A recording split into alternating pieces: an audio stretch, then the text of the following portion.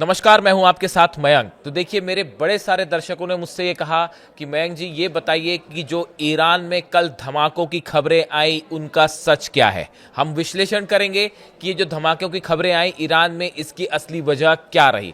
देखिए, आपको पहले पूरा घटनाक्रम समझना पड़ेगा। कल अचानक इस तरह की खबरें चलने लगी कि ईरान के 10 शहरों में धमाके हुए हैं और उन शहरों के सबके नाम भी लिए गए। तेहरान में धमाका हुआ है, एवाज में धमाका हुआ है, तबरीज में, केश में, मोअल्लम में, नतांज, फरान, कोम और ऐसे तमाम शहरों के नाम सामने आए कि इन सब में धमाके हुए हैं।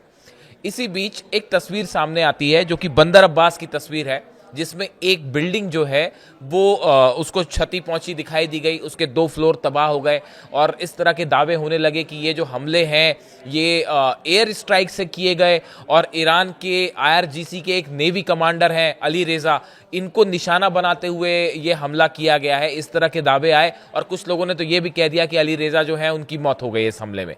इस तरह की तमाम खबरें मीडिया में चलने लगी।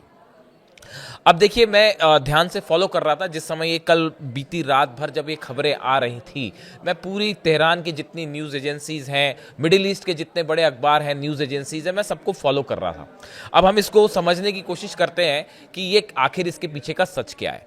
देखिए, सबसे पहली बात नंबर 1 कि जो तस्वीर धमाके की बंदर अब्बास से आई है वो तस्वीर सच है। उसमें आप देख सकते हैं बिल्डिंग तबाह हुई है, लेकिन आप इसको जरा गौर से देखिए। इस बिल्डिंग को, इस बिल्डिंग का ऊपरी जो हिस्सा है वो तबाह नहीं हुआ, बीच के जो फ्लोर नीचे के हैं वो तबाह हुए हैं। यानी ये किसी भी तरह का मिसाइल अटैक नहीं था, ये क्रूज मिसाइल अटैक नहीं था। बात नंबर 1, जिस तरह के दावे हुए कि ईरान पर मिसाइल हमला हो गया, बिल्कुल ऐसा नहीं था।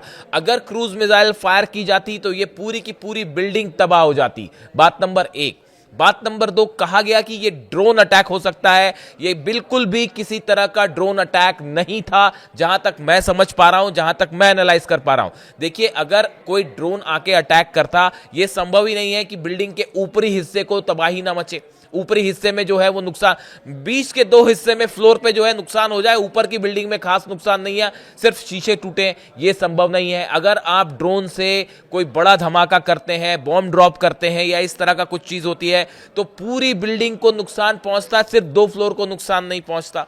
दूसरे नंबर की बात। तीसरे नंबर की बात जो है अहम खबर कहां से आई है? बंदर अब्बास से। बंदर अब्बास क्या है? ईरान का पोर्ट सिटी है। सबसे बड़ी मिलिट्री ड्रिल जो है हॉर्मूज में हो रही है, बिल्कुल करीब उसके बंदर अब्बास है। अगर परिंदा भी पर मारेगा यहां पे तो मिसाइल डिफेंस सिस्टम उसको खत्म कर देगा, इसमें किसी को कोई शक नहीं होना चाहिए। अमेरिका के प्लेन्स बॉर्डर से अंदर नहीं आ पा रहे, घूम के 2 बार वापस लौट गए। तो यह सोचना भी निहायती मूर्खता है कि कोई अमेरिका का प्लेन जो है वो ईरान के अंदर घुस के हमला करके लौट जाएगा। आ तो जाएगा, वापस नहीं जा पाएगा। यह ईरान की सेना कह रही है कि अगर हमला करने के लिए प्लेन अंदर आ गए ना तो उसको वापस नहीं जाने देंगे। तो वो हमला तो कर नहीं पा रहे और खबरें ये चल रही हैं कि एयर स्ट्राइक हो गई। बिल्कुल भी एयर स्ट्राइक नहीं थी, जीरो। ईरान की तरफ से जो कहा, ईरान की तरफ से जो बयान आया, मैं आपको वो भी बता दूं। The initial cause of the building accident in Bandar Abbas was a gas leak and buildup leading to an explosion.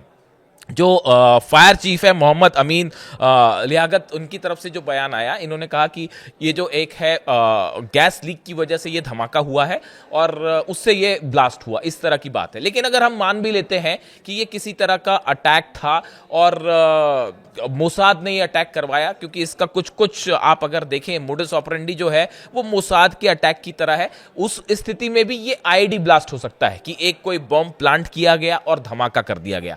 ये कोई क्रूज अटैक नहीं है मिसाइल का, ये ड्रोन अटैक बिल्कुल भी नहीं है। कम से कम मैं तो इसको मानने को तैयार नहीं हूं। और ईरान ने भी मना कर दिया है कि नहीं, आईआरजीसी ने साफ मना कर दिया कि साहब ना तो हमारे किसी कमांडर को टारगेट किया गया और ना ये जो बिल्डिंग थी वो आईआरजीसी का कोई गेस्ट हाउस नहीं था। ये इस तरह की खबरें बेसलेस हैं।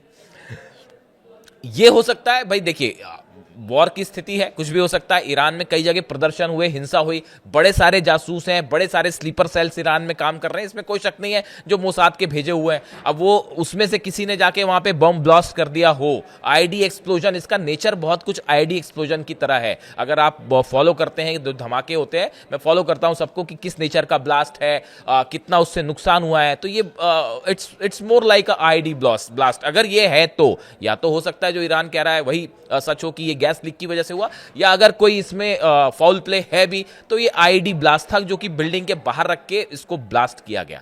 अब ये फिलहाल ईरान की तरफ से कहा गया इसमें हमारे कोई नेवी कमांडर की ना इसमें कोई घायल हुआ है ना कोई किसी की मौत हुई है, बेसलेस खबरें। तो ये बात एक तरफ हो गई।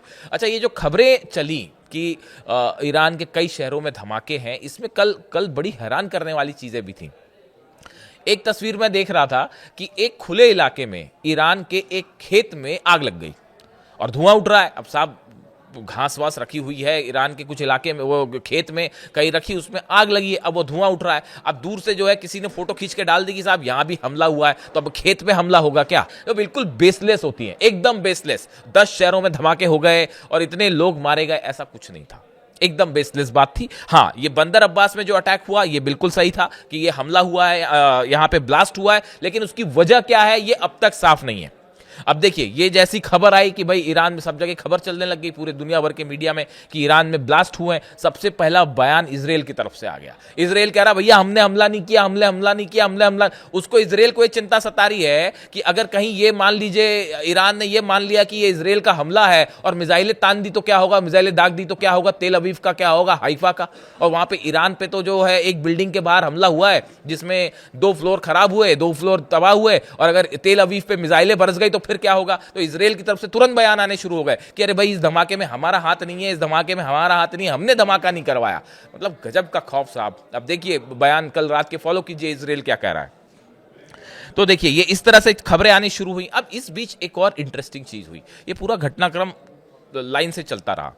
अचानक से जब ये ब्लास्ट की खबरें हैं, इसी बीच ईरान के आसमान पे कई शहरों में कई सारी मिसाइल्स दिखाई देने लग गई। तो अब लोगों को थोड़ा सा लोगों ने कोरिलेट किया कि भाई उसी समय धमाके हुए हैं और उसी समय आसमान में मिसाइल्स भी दिखाई दे रही हैं। ये मिसाइल्स किसी अमेरिका या इजराइल या दुश्मन देश की मिसाइल्स नहीं थी, ये ईरान की मिसाइल्स थी। ईरान का S-400 कल पहली बार शहरों के ऊपर से एक्टिवेट किया गया। ईरान के शहरों के ऊपर खुद ईरान ने अपना S-400 टेस्ट किया। मैं दावे के साथ आपको ये बात कहता हूं कि ये जो मिसाइल्स फायर की गई थी ईरान की मिसाइल्स थी। ईरान ने वॉर ड्रिल करी, एक्सरसाइज करी और S-400 सिस्टम कल पहली बार फायर किया गया। और ये संदेश दिया ईरान ने कि अगर आपके F-35 अंदर घुसे, F-16 घुसे तो वापस नहीं जाने देंगे। ये संदेश दिया कल ईरान ने, ईरान की एयरफोर्स ने। और ये जो मिसाइल्स फायर की गई जिसकी तस्वीरें सोशल मीडिया में वायरल हो रही है। अब देखिए आप किसी भी देश का एग्जांपल लीजिए, अब ईरान में भी अगर लोग आम जनता को आसमान में मिसाइल्स उड़ती दिखाई दें और उसी समय ये खबरें आ जाएं कि भाई कुछ जगह धमाके हुए, अब धमाके की खबर, धमाका हुआ एक और खबर फैल गई 10 जगह धमाके हो गए।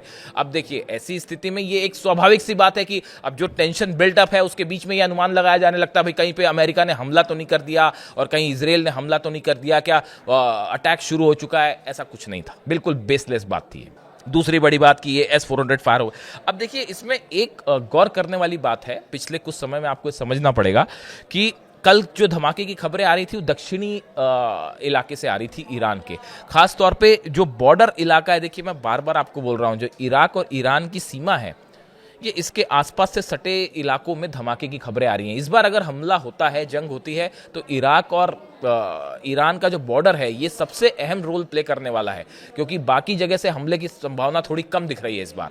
इराक एक ऐसी कंट्री है जिसमें से अगर आप एयर स्पेस का इस्तेमाल करके आप करेंगे भी तो कोई कुछ बिगाड़ नहीं पाएगा अमेरिका का, तो अमेरिका भी समझता है इस बात को। तो ये इलाका सेंसिटिव है। दूसरा जो है, जो पोर्ट सिटीज़ हैं, खासकर बंदर अब्बास जो शहर है, जो पोर्ट होर्मुज के आसपास के इलाके जो हैं या जो पोर्ट सिटीज़ हैं, यहाँ पे ज़बरदस्त वॉर ड्रिल चल रही है ईरान की। और अब तो चाइना के शिप्स भी पहुँच गए और रशिया के शिप्स भी बताए जा रहे हैं कि धीरे धीरे आगे बढ़ रहे हैं। इस तरह की खबरें आ रही हैं तमाम। तो ऐसी स्थिति में जो बंदर अब्बास या पोर्ट शहर है, यहाँ पे किसी तरह की क्रूज मिसाइल अटैक हो जाए या ड्रोन आ जाए और वो पता ना चले, ये संभव नहीं है। आप इस बात के लिए निश्चिंत रहिए, अगर अंदर आते भी हैं तो ये डिक्लेरेशन ऑफ वॉर होगा और ईरान 2 मिनट नहीं लगाएगा पलट के मिसाइल मारने में। इस तरह की भी खबरें आई कि इस्फहान में, नतांज में हमले हुए हैं। ऐसे कोई हमले का कोई सबूत सामने नहीं है, ना कोई तस्वीर सामने है या कोई वैलिड तस्वीर। अब कहीं खेत में आग लग जाए और सब आप कह दो कि ईरान पर हमला हो गया, तो ना उसको IRGC मानेगा, ना ईरान की सेना मान रही, ना ईरान की सरकार मान रही है, ना दुनिया मान रही है। सबको दिख रहा है खेत में आग लग गई और उसको आपने बता दिया कि साहब ये हमला हो गया। कल जो है 2-3 बड़े डेवलपमेंट और हुए हैं। पहला डेवलपमेंट ये है कि कतर से एक डेलीगेशन पहुंचा है तेहरान और वो शायद अमेरिका का संदेश लेके आया है कि कैसे बातचीत की जाए। मैं आपको बताऊं हकीकत क्या है। सबसे ज्यादा इस समय बातचीत करने के लिए कोई आतुर है तो वो है अमेरिका और ट्रंप एडमिनिस्ट्रेशन। इतनी बड़ी फजीयत हो गई है कि आपने इतना बड़ा बेड़ा भेज दिया, अब्राहम लिंकन को भेज दिया, और ब्यूटीफुल अरमाडा जो कह रहे हैं वो आ रहा है। जॉर्ज डब्ल्यू बुश जो है दूसरा एयरक्राफ्ट कैरियर वो भी पहुंचने वाला है। इतनी सारी आपने सबमरीन्स लगा दी, वॉरशिप लगा दी। अब इनका करना क्या है, सवाल ये है। ना हमला करते बन रहा है, ना पीछे हटते बन रहा है, बदनामी हो रही है। तो ऐसी सिचुएशन में कि अब करा जाए तो क्या करा जाए, तो सबसे बढ़िया तरीका ये किसी तरह से ईरान से बातचीत शुरू कर दी जाए, और ताकि ये मामला ही खत्म हो और वापस हम अपना लाव लश्कर जो लाएं वो लेके वापस चलें। अमेरिका की तरफ से लगातार कोशिश हो रही है कि किसी तरह ईरान को टॉकिंग टेबल पे लाया जाए और बात की जाए। ईरान कोशिश नहीं कर रहा है, ईरान से ज्यादा आतुर तो अमेरिका है, भाई किसी तरह से बात हो जाए, बात हो जाए। और यही वजह है कि कतर का एक डेलीगेशन कल पहुंचा तेहरान, और बताया जाता है कि ईरान से जो है वो किसी तरह से एक ग्राउंड वर्क तैयार किया जा रहा है कि बातचीत शुरू हो। और इसका ही दूसरा एग्जाम्पल ये है कि अली लारिजानी साहब जो हैं, ही वेंट टू मॉस्को, रूस गए वो। परसों इस तरह की खबरें आई थी रात को कि ईरान के एयर स्पेस में एक प्रेसिडेंशियल प्लेन टेक ऑफ किया और वो मॉस्को की तरफ रवाना हुआ। तमाम उसको लेकर बातें आई। मैं फॉलो करता हूँ उसको, पूरा ईरान का जो एयर स्पेस है क्या होता है, कैसे होता है, एक एक बारीकी से एक एक चीज़ पे हम नज़र रखते हैं। तो एक प्लेन उड़ता है साहब तेहरान से, तो कहा गया कि किसका प्लेन है। अचानक से जो हड़कंप मच गया, नज़रें रहती सबकी सैटेलाइट से। वो प्लेन में अली लारिजानी साहब थे जो कि मॉस्को पहुंचे, और वहां पे जाके उन्होंने पुतिन से मुलाकात की है और बात की है।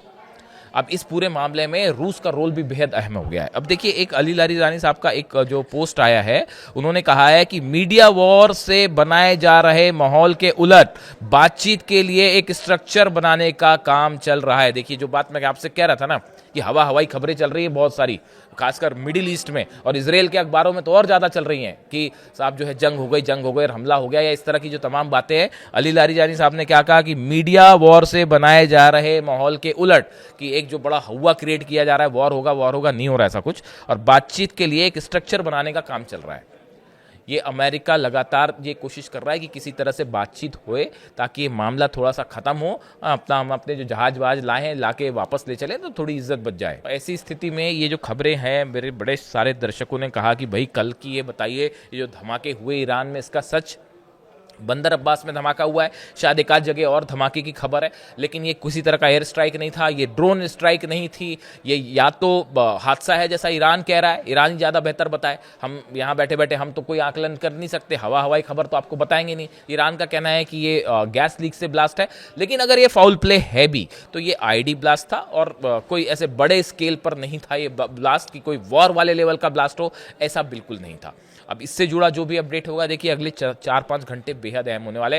इनफैक्ट अगले 48 घंटे में ये तय हो सकता है कि क्या ईरान अमेरिका की बातचीत शुरू होगी और या फिर मामला वॉर की तरफ आगे बढ़ेगा। ये अगले 48 घंटे में तय हो जाएगा। मैं पूरे हालात पे नजर है, जो भी अपडेट होगा, जैसी कोई नई खबर आएगी मैं आप तक जरूर पहुंचाऊंगा। कमेंट करके बताइए आपको वीडियो कैसा लगा। Thank you so much.